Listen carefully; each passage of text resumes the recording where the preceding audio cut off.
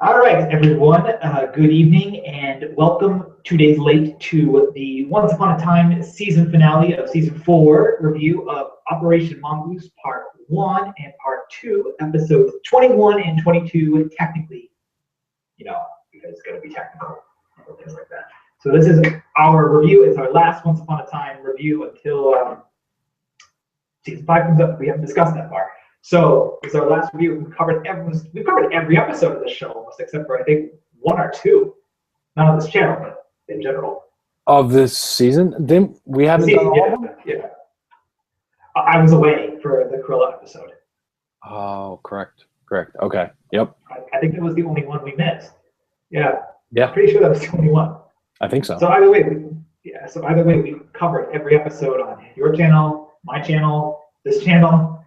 Yeah. Which is agree to disagree. Other Robert and RJ reviews, of course, and they're spread out, but they're there. Joe and I have talked about everyone in pretty good depth, and now we made it to the cultivated point of season 4, the finale, which I had high hopes for because so much of 4B sucked, in my humble opinion.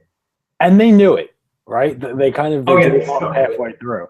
They gave up halfway through with what they were doing. It was very much like Walking Dead 5A.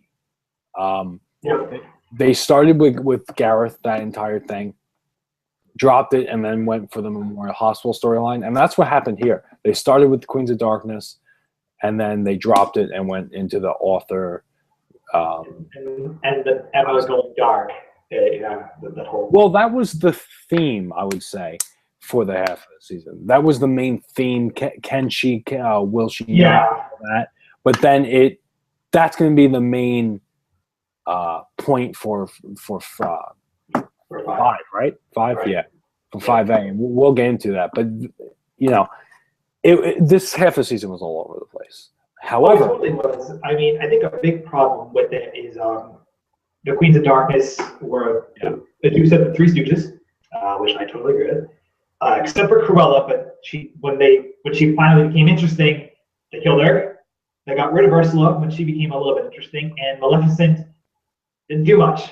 Maleficent, what? Like, what can we say? We can say Ursula turned good, kind of, and went off happy ending. Cruella died. Maleficent, what happened to Maleficent? I mean, we don't really know or care, right? Yeah, and she lost her interest. I mean, I guess technically she's happy because she has Lily back. And she's not good. I mean, she's an anti-hero, I guess. Like, not really a villain, but she's just kind of there. She was like hyped up to be like this big threat, and then all of a sudden, nope, we're just gonna kick her off to the side and use her for nothing. She's like retired. That's the vibe I got. She retired. Yeah, she gave up being evil, kind of like Regina did, but she doesn't want to be a hero. She just wants to do nothing. Yeah, Regina turned good. Yeah, just retired from being evil. Yeah, she just. But however, like we're saying, inconsistency with 4B. That leads us to the finale of 4B, which was probably the best episode this half of the season. I would actually argue, for me, this was the best episode of the entire season, including 4A, which I enjoyed a lot. I enjoyed 4A a lot. However, as an individual episode, I thought this one was better than any episode we had this season. This one kept me on the edge of my seat, especially that last half hour. I will say, for what it's worth, that the first hour and a half, whatever, the gimmick that they did with the roles reversed, not as strong as what they normally do with these like episode at the end thing. You know what I'm talking about. I talked about last review. But not as strong as the usual, but still a really cool concept and one that I'm surprised they didn't do till now. I think they're kind of pulling off ideas from Lost, because I felt like this was also very Lost-like too. Even like how the pre-finale was when they were time traveling. I kind of got a Lost vibe with this episode, just with role reversals and whatnot. I was a little bored with it, but I liked it. Jared Gilmore, when he was by himself, I was like, okay, can he move up a little bit? I don't find him interesting enough. Even when he was younger, he was a bit. I think he's not even more interesting, but he was just like I don't know, maybe more entertaining, but as being a teenager, he doesn't do much. His face literally is like whoosh, or like that. Like he has no facial emotions. And so when like he met Regina in the book, or when he rescued Emma, I was like, oh, good. Like, he's able to bounce off of them for a little bit, which made me think, okay, good. It's going in a good direction. Right. And like I like that. And it's funny. In the book, Regina technically, she's always been a villain, but Isaac saw her as a hero, so he gave her like the heroic role of being. Right. So he put her in a lose-lose situation. Yeah, and interesting. That's the thing. You just mentioned Isaac. For a season half a season, sorry, that was so weak, I wish we had more with him because he was the shining star for me this half of the season. He had so much potential that ultimately did not get lived. They didn't live up to it. Especially the end of this episode where they're telling him you became a villain during all this, and just the way he was kind of reacting to that and everything. Loved it. This guy is great. He's the character that you love to hate. I agree with that. You love to hate him for sure. Yeah, this is what they needed. This could be.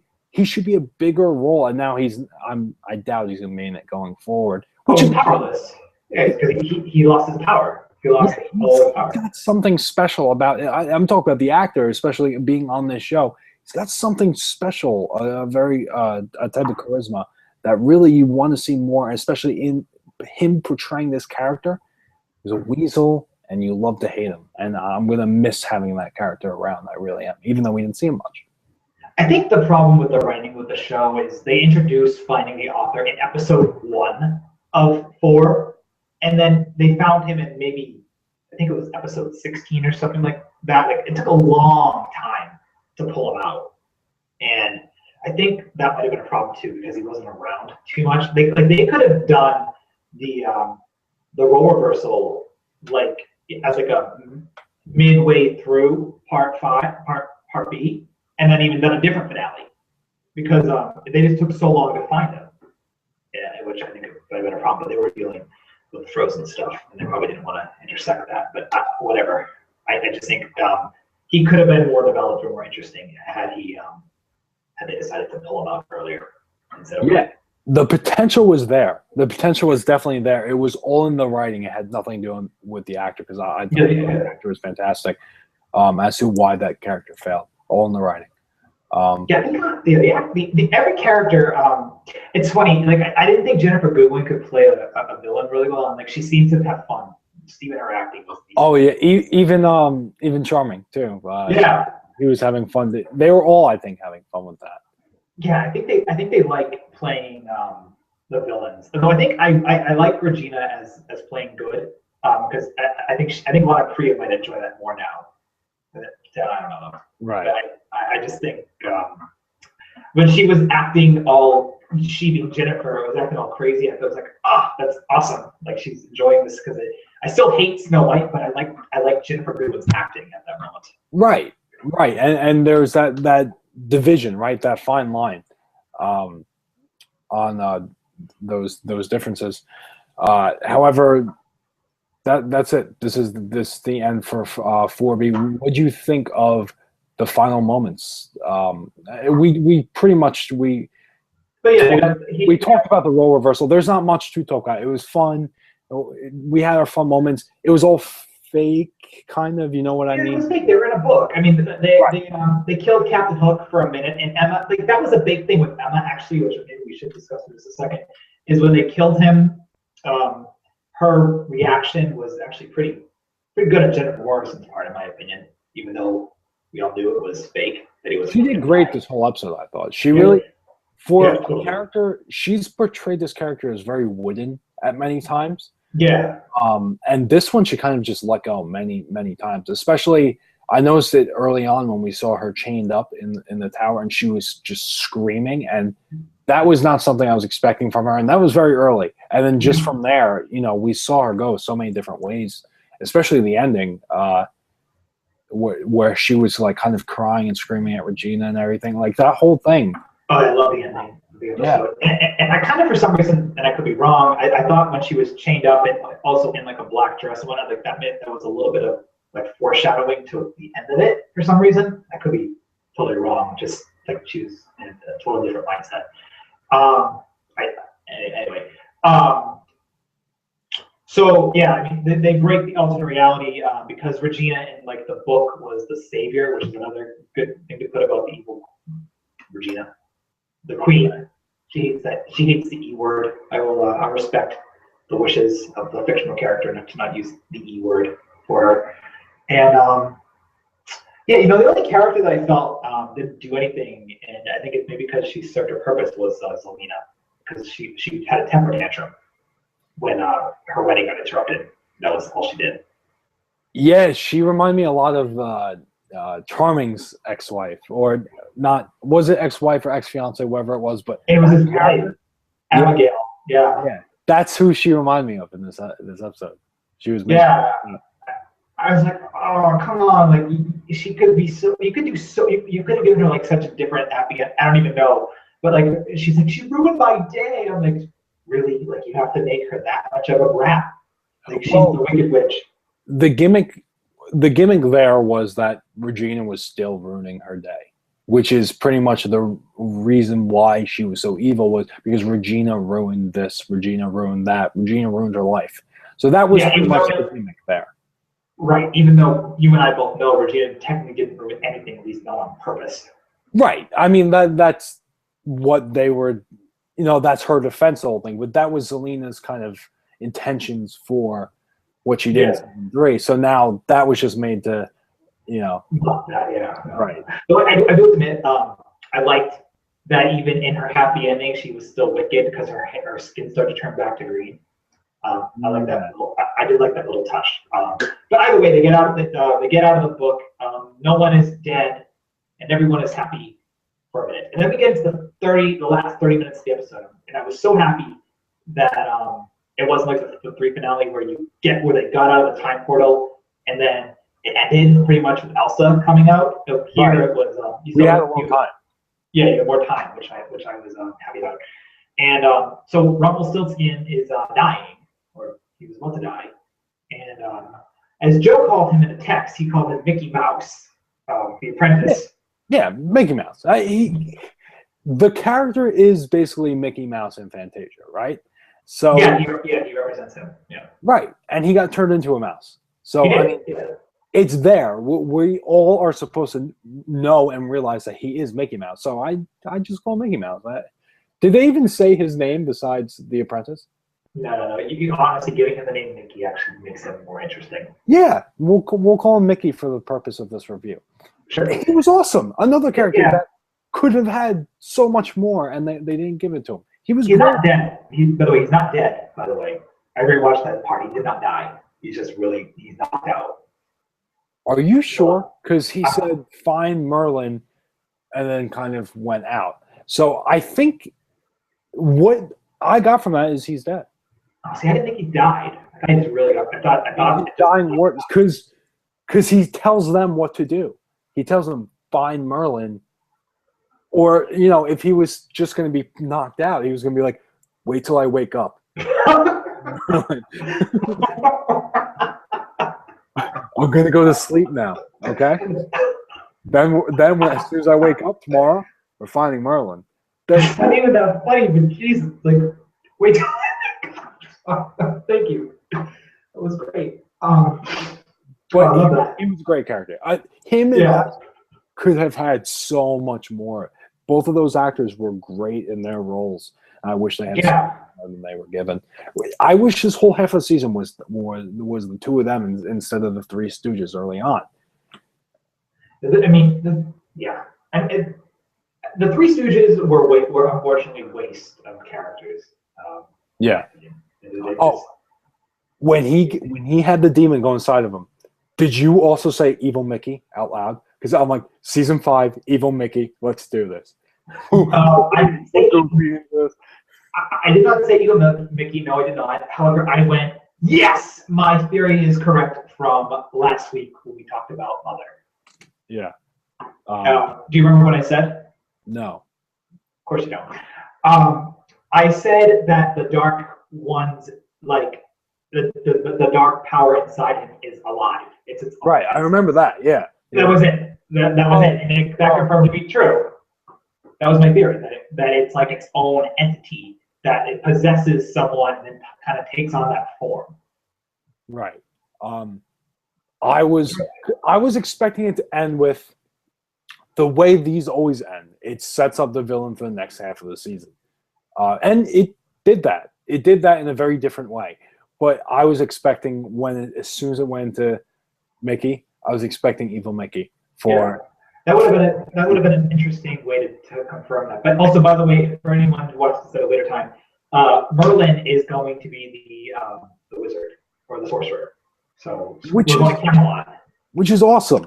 This is the logical next step, right? Yeah, I think it's smart. I like Camelot. Like I like that lore and stuff. Yeah. And I think maybe only introducing, like I think keeping the characters, not introducing the whole slew of them like they did for this season, and maybe only introducing maybe Arthur or Merlin, I think is smart as opposed to and then kind of fixing him up.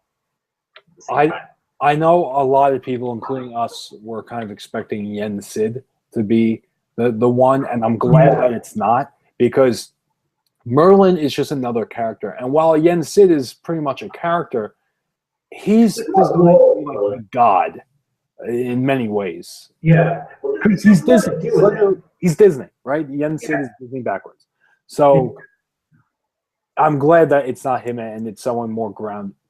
Jesus, I just said more grounded in Merlin, but you know what I mean. I do know what you mean. I think with Yen Sid, like they could have messed that up. And he's also a very small character. If anyone's ever seen any form of Camelot lore, Merlin has a lot going for him, and he could even bring in new enemies to the show. So there's just thing more to play with, I think. Yeah, he has a lot of potential. I want him to become a main character, depending on how he is when he first gets introduced. I think he can have a huge role in the show going forward, not just for 5A. I want the guy who plays Dumbledore in Harry Potter to be Merlin. I don't even know who I wanted. There you go. For anyone watching, who do you want to be Merlin? Yeah, that's the question. Who do you want? Or the dude that plays Gandalf, I guess. Just like those two old wizards. That's what they're known for.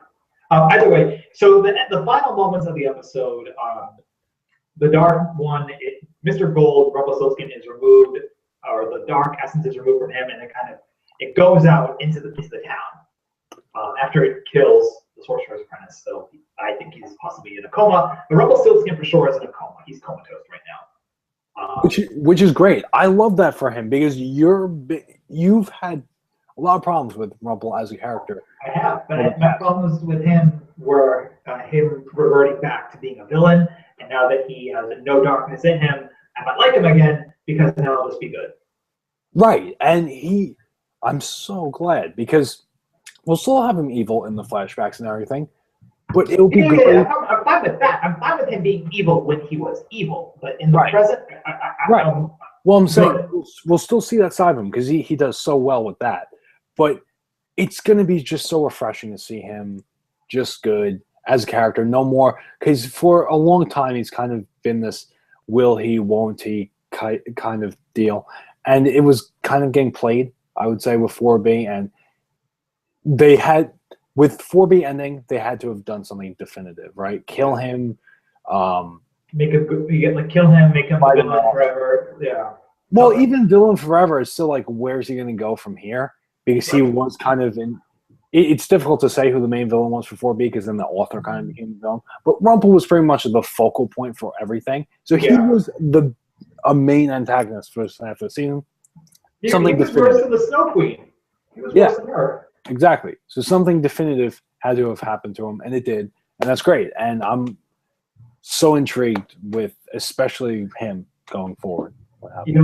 Yeah, and it's funny. I didn't have the timer on the screen when I was watching it. I don't have a clock on my PO box. And so when the darkness got let out and they're running around looking for it, and Emma goes, "Where?" Like she goes, "Where is it?" And then she realizes it's everywhere. I thought it was going to end with that, like showing an overview of Storybook kind of like being covered in like a black dome. Yeah, That's what I was expecting.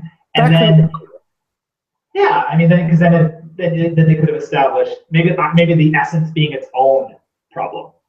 Um, but then when it attacked Regina, trying to snuff out her light or life. Was it her light? I don't know. Doing something. It was doing something to Lana, and I think it was trying to consume her. I think it was trying to go inside her. Yeah, and maybe make her the new Dark One, I guess, right? Yeah, and it was trying to. It was in the process, and Emma just stopped. Yeah, she stopped it. You know what's so funny? And we're gonna wrap this up in a second. In the episode when Zelina came back and she said to him, to Rumple, "I won't let you do what you did to me to Emma, to like turn her into a monster." And I kind of thought that was like a little bit more reflective because like even when Emma was like, I'll stop it, I'll tether the darkness.